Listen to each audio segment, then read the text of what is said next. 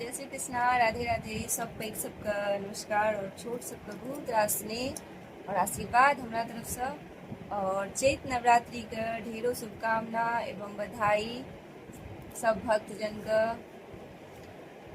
19 मार्च से चैत नवरात्रि प्रारंभ भ रहल अछि और 26 मार्च के महाअष्टमी व्रत छै और 27 मार्च के पारण छै, नवमी और पारण सेहो छै।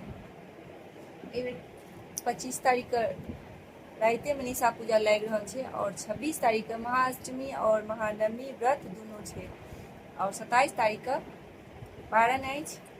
तो माता के सब गोटा पूजा अर्चना के तैयारी में जरूर लागल है।